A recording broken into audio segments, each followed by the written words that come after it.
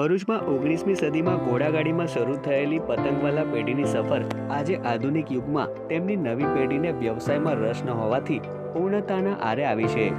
ઉત્તરાયણ પર્વને લઈ ભરૂચ જિલ્લાના પતંગ રસિયાઓ સુસજ્જ થઈ ગયા છે, ત્યારે બજારમાં પતંગ, દોરા, ફિરકી સહિતની ચીજવસ્તુઓની ખરીદી ખીલી રહી છે। મોટી બજારમાં આવેલ ઘોસવાડ વિસ્તારમાં રહેતા ગુલામ મોહમ્મદ શેખનો પરિવાર શહેરભરમાં પતંગવાલા તરીકે પ્રખ્યાત છે।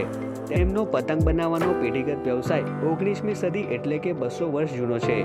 જો કે હાલ મોંઘવારીના આ જમાનામાં તમામ ચીજવસ્તુઓ મોંઘી બનતા પતંગવાલા પરિવાર વેચવા જેટલી જ પતંગો બનાવી પોતાનું ગુજરાન ચલાવી રહ્યો છે।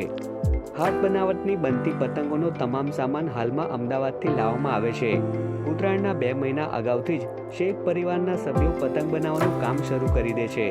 જોકે આજે તેમની નવી પેઢીને આ વંશ પરંપરાગત વ્યવસાયમાં વધુ મહેનત હોવાથી રસ રહ્યો નથી, તો બીજી તરફ પતંગ બનાવવાના કાચા સામાનમાં 4 ગણો ભાવ વધારો થયો છે। હાલ તો તમામ વસ્તુ રેડીમેડ મળી રહે છે, પરંતુ જ્યારે 19મી સદીમાં વાંસ શોધી લાવી આ પરિવારના વડવા જાતે કમાન બનાવતા હતા, ત્યારે ઉત્તરાયણ પહેલા દર અઠવાડિયે ભરૂચનો પતંગવાલા પરિવાર 40,000 પતંગ બનાવી ઘોડાગાડીમાં વડોદરા ખાતે મોકલતો હતો।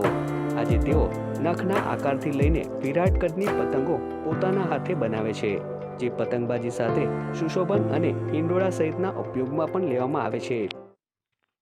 ज़बरदस्त महंगाई है कि पूछना ही यानी कि भला नहीं है क्या। ये वहाँ तक कि रीलों के ऊपर भी इतना ही भाव है, तो वो चढ़वाई के ऊपर भी इतना ही भाव हो गया। क्या धंधा करे गरीब आदमी और किस तरह से कुटुंब के सभ्यों का पोषण करे, वो भी हमें वो ख्याल आता ही रहता है कि क्या करना है और किस तरह से ग्राहकों को भी देना है।